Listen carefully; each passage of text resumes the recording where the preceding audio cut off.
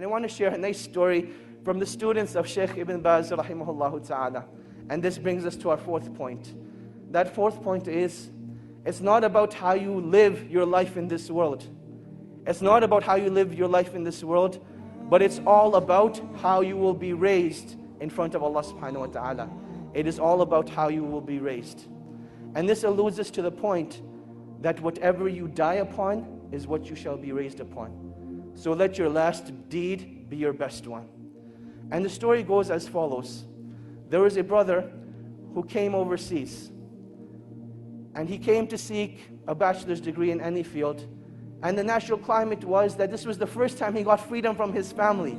In his society, people are very religious, very practicing. He couldn't have the fun that he wanted to have. So he comes to a place like England. He's in a free mixing university. In a society where no girl looks at you. In fact, there are no girls in your class. Now all of a sudden they're sitting next to you. And you can actually find an excuse to talk to them. Hey, can I borrow a pen? Hey, can I borrow some paper? And conversation becomes very easy. And now that you have a foreign accent, oh my God, you're a fitna for them. And this was the reality that he went through. That he came from a foreign land, and this attraction hit him right away. The initial stages were that he'd just go out for lunch, he'd just go out for meetings, and that is how life continued. He never actually committed zina. One day though, he went to a party, and he committed zina. Out of, pure emotion, he committed zina. And when he was done, he just lay there thinking, I have just ruined myself. And he didn't know what to do. He didn't know where to go. He didn't have any close friends that could guide him. He knew that the only place that this guidance that he had known was back in his hometown. He booked a ticket back to Saudi Arabia where he was from.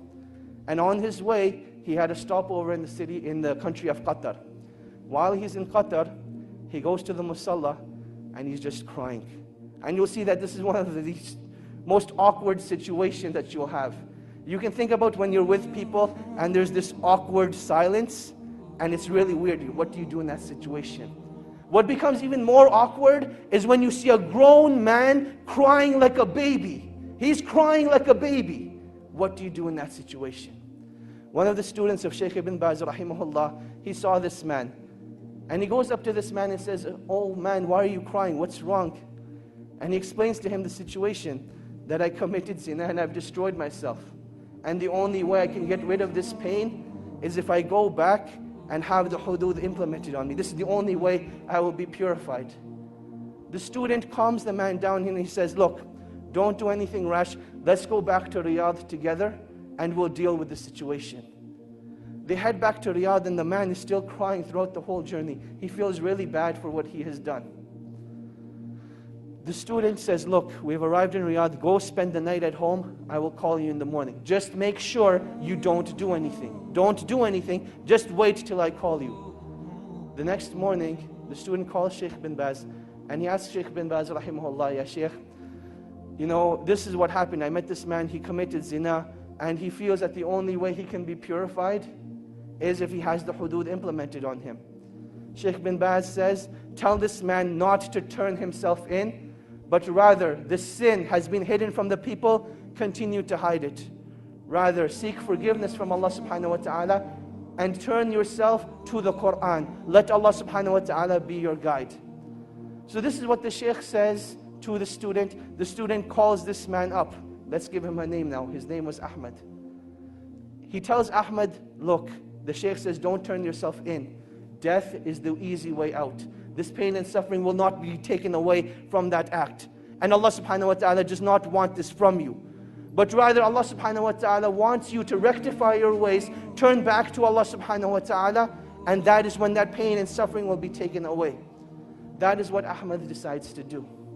A couple of days go by, he starts reading the Quran, he starts praying in the masjid, and he says that I've never missed a single salah in the masjid since that event took place. This continues for about 2 weeks. Now this student, he disappeared from the life of Ahmad. There was no contact between him. And then one day, he notices that he has a missed call from Ahmad. He says, later on, I'll give him a call. Another couple of days go by, and Ahmad's house is calling now. His home number is showing up on the Shaykh's phone 5-6 times. The student calls the house back and he says, "Assalamu alaikum, how are you guys doing? What's going on?" And they say, "We need to speak to you. Ahmad needs your help." And he says, "Definitely, I'll come over and see you tonight after Isha." He prays Isha, heads over to the house, and he sees that something just isn't right. That you can walk into a place, no one will say anything, but you can see it from their faces, you can see it from their sights, that something just isn't right. He goes to the father and he says, "Assalamu alaikum." He says, "Wa alaikum assalam." He says, "I don't even know what to say to you, but I want to thank you from the bottom of my heart. Because I know if it hadn't been for you, this wouldn't have happened." And the student's thinking, what did I do?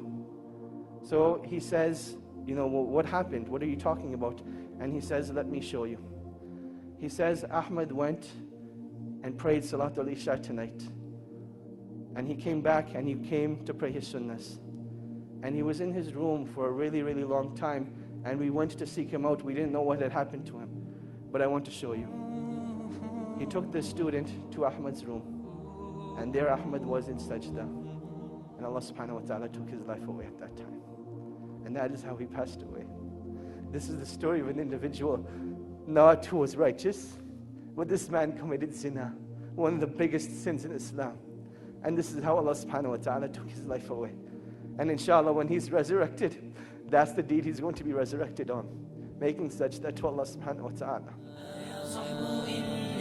بعزف الحنين آتيت وقلبي يقص الخبايا أقص الجمال جاريا بصحب لهم في فؤادي كثير التحايا لهم في فؤادي كثير التحايا